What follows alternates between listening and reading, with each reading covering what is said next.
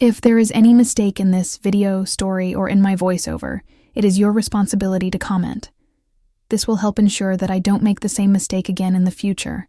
And yes, if you don't like this particular story, please make sure to tell us in the comments which stories you prefer. This way, we can bring the stories that bring peace to your heart. This channel will feature stories for you. I hope that your time on this channel is not wasted. I never imagined my own family would betray me, but they did for just $900. My name is Ellen Ratirez, and at 26, I'd created something groundbreaking, a cloud-based platform to revolutionize how small clinics handle patient records. But to my parents, I was still their daydreaming daughter, who needed a real career. I remember the moment it all fell apart. I was crammed into the corner of a noisy cafe in Austin, Texas, finishing a security patch when my phone buzzed. It was, "Mom, Lena, we need to talk about your little app," she said, her voice thick with disapproval. Brandon Ellis is interested in buying it. Brandon Ellis, the name alone made me sick, the son of my father's golf buddy, a startup genius, who'd failed at 3 different ventures, but always had flashy investors. Behind him, to my parents, he was a real businessman. MBA from Stanford, a LinkedIn profile filled with buzzwords and more. Importantly, a man who knew better than me, Mom. "It's not for sale," I said, trying to stay calm.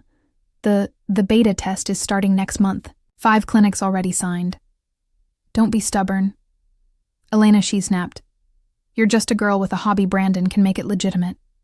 "Just a girl." Those words stung worse than any slack when I learned coding at 13.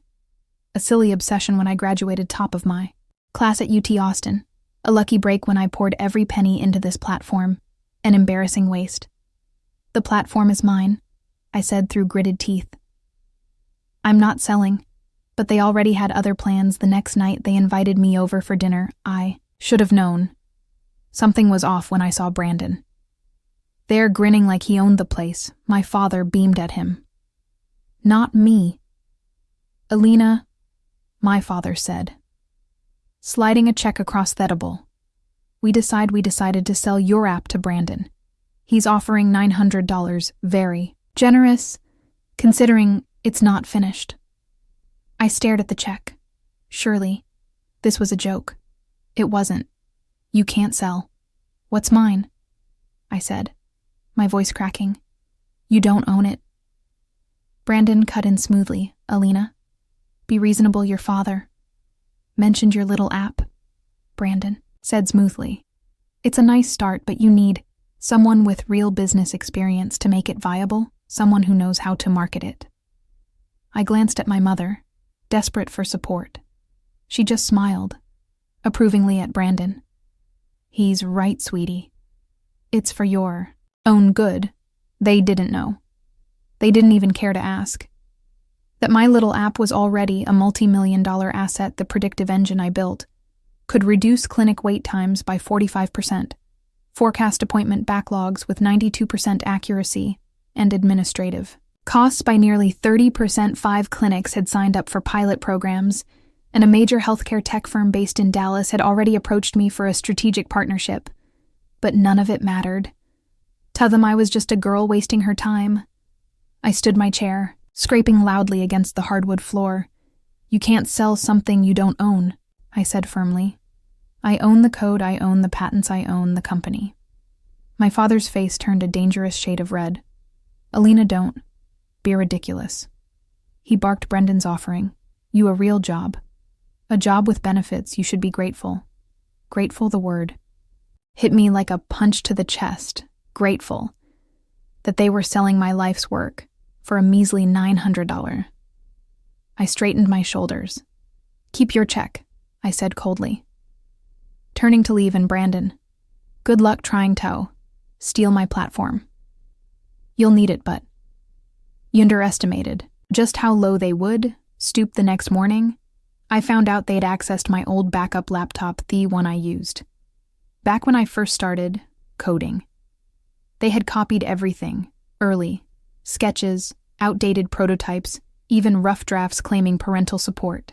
Gave them the right within days. Brandon announced his shiny new company, He had even used my early documents to file provisional patents, dragging my parents in as witnesses to fake timelines. The local tech news sites buzzed about the brilliant young entrepreneur reinventing healthcare and my parents. They beamed with pride for him. But Brandon had made a fatal error. He didn't understand what he had was only an empty shell. The real algorithms, the beating heart of my system, were stored securely in encrypted drives he couldn't touch. I spent the next week gathering everything, every line of true code, every pilot, contract, every email chain. And when Ahmad my move, it would be devastating. I backed up every patent application, every source, file every contract. Then I made a call to Lauren Diaz, one of the most feared intellectual property attorneys in Texas, famous for dismantling tech frauds. They really thought they could steal your company for $900, Lauren said during our first meeting, flipping through my meticulous documentation with growing interest. They thought I was just a girl with a hobby, I replied coolly. Lauren's lips curled into a sharp smile. Well then, let's teach them exactly what a girl with a hobby can do. I didn't realize it then, but that meeting set off a chain reaction that would rattle the local tech scene and utterly destroy Brandon Ellis. Because innovation doesn't come from stealing lines of code. You don't even understand. It comes from knowing every byte, every sequence, every heartbeat of your own creation. And I knew mine better than anyone. The next phase began with a text from an old college friend, who now worked at Travis Regional Clinic, one of the hospitals that had agreed to pilot my software. Alina, you have to see this. Ellis Tech just crashed and burned during their demo. I smiled. I knew exactly what happened. You see, I'd built in a hidden fail-safe, a deep authentication layer, that triggered only during real-world large-scale deployment. During small tests, everything looked fine, but when the full system went live without my personal verification, it would implode in the most spectacular way. 2 weeks after Brandon's theft, he hosted a grand demonstration at Travis Regional. The press came, investors came, my parents came, and I came to sitting quietly in the back row, hidden behind oversized glasses and a tailored black suit. Brandon took the stage, oozing confidence. Today, he proclaimed Ellis Tech will revolutionize patient care. That's when the system began to collapse. At first, small glitches, then flashing error messages on every screen.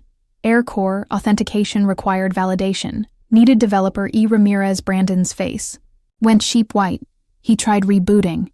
He tried bypassing. Nothing worked. Each attempt only exposed more warning. Unauthorized use detected. Contact Elena Ramirez for verification. The room froze. Investors whispered. Administrators frowned, and Brandon Ellis realized too late that he wasn't the genius. It was just the thief.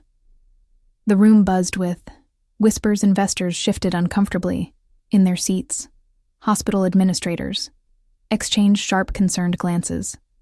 I watched my parents' faces morph, pride dissolving into pure confusion as Brandon stammered through weak, desperate explanations. Then I stood up, calm and steady, and walked to the front of the room. Mr. Ellis, I said loudly, my voice clinging through the heavy air. Are you having trouble running my platform? Brennan froze, confusion flashing to horror as I calmly removed my glasses. Maybe I can help, I continued smoothly. After all, I wrote every single line of that code. My father gasped, standing halfway, up his face flushing red with shock and something close to fear. Ignoring him, I pulled my laptop from my bag, connected it to the projector, and started typing. In seconds, the error messages vanished, replaced by the fully functioning platform. I had spent 3 grueling years perfecting. The crowd watched in stunned silence as I demonstrated real-time predictive analytics, resource optimization, patient admission, forecasting features Brendan hadn't even known existed. This, I said calmly, addressing the room as the real system, the one Mr. Ellis tried to steal for $900. I began projecting emails, patent registrations, and timestamp development logs onto the giant screen behind me, irrefutable proof that I was the sole creator. And one last thing, I said, smiling tightly as I pulled up one final document, a cease and desist letter.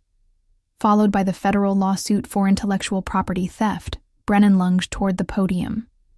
Red-faced and sputtering, "She's lying. Her parents gave me the rights. Lord Diaz, my lawyer," rose smoothly from her seat at the front row. "Actually, they didn't," she said, coolly, her voice sharp as a knife. "Mrs. Ramirez, patents and copyrights were filed and approved months before you attempted your little heist." She folded her arms. "Would you care to explain how you obtained her intellectual property?" Chaos exploded in the room. Investors stormed out, phones pressed to their ears, canceling deals in real-time. Hospital administrators clustered together, murmuring about legal fallout. Journalists started snapping photos and shouting questions at Brandon, who stood frozen like a deer in headlights. My mother grabbed my arm. "Elena, how could you embarrass us like this? Brandon was trying to help you." I gently pulled free. "No, Mom. He was trying to rob me, and you helped me because you never believed I was enough." My father stammered. We were only trying to protect you." I looked him dead in the eyes. "From what success? You're just a girl."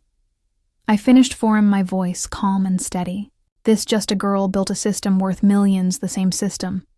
Your friend's son tried to steal for less than the price of a second-hand laptop." I turned to the stunned audience. "My name is Elena Ramirez. I'm the founder and CEO of Score Technologies, and under my leadership, I look forward to showing the world exactly what real innovation looks like." The aftermath came fast, and it was brutal for Brendan Ellis. His investors fled overnight, his reputation in Austin's tech scene collapsed completely, and with Lauren Diaz pressing charges for intellectual property theft, he faced serious legal consequences. As for my parents, they tried to rewrite history, tried to act like they'd been trying to protect me all along, but the damage was done. How could I ever trust people who'd so easily sold off everything? I worked for 6 months later. I stood once again on a stage, but under very different circumstances. Score Technologies had just closed a $50 million zero funding round. Our pilot programs had shattered expectations. 48% reduction in patient wait times, 41% improvement in resource allocation, and near-perfect predictive analytics for hospital admissions.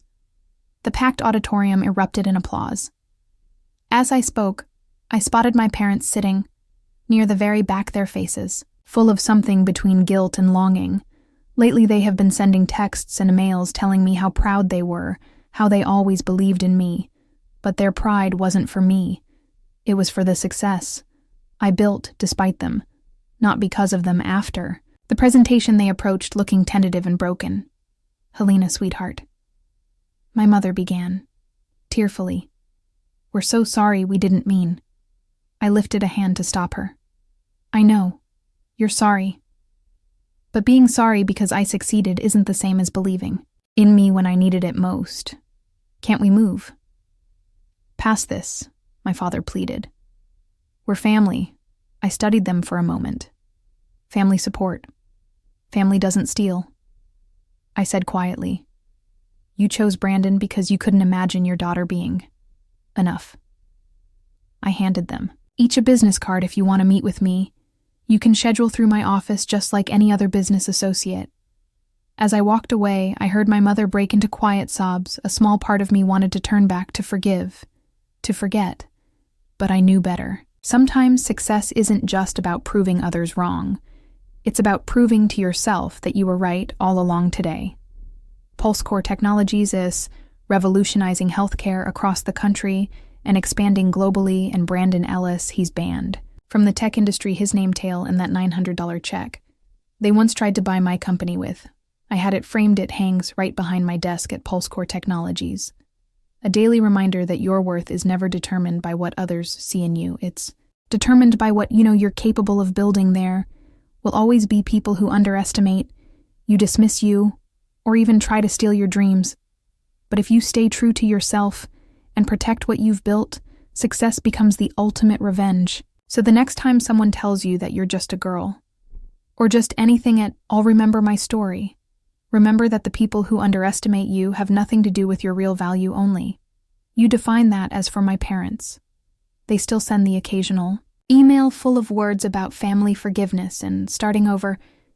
Maybe someday we'll rebuild something, but it won't be on their old terms. It will be on mine, not as the naive daughter they once doubted, but as the woman who proved them wrong, because I'm not just a girl playing with code anymore.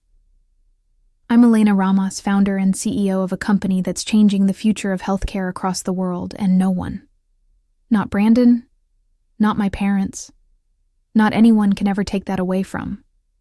If my story resonated with you, I'd love to hear your thoughts, share your support, your experiences, or even your own battles against being underestimated right here in the comments. Every word of encouragement reminds me that standing up for yourself matters. It wasn't easy walking away from the people who should have believed in me first, but I had to choose myself. And I hope if you ever face a moment like mine, you choose yourself too. Believe in your work. Guard your dreams fiercely, and never let anyone, not even family, convince you that your vision is too small. Your potential isn't measured by who doubts you. It's measured by what you build when no one is looking. Success isn't about revenge.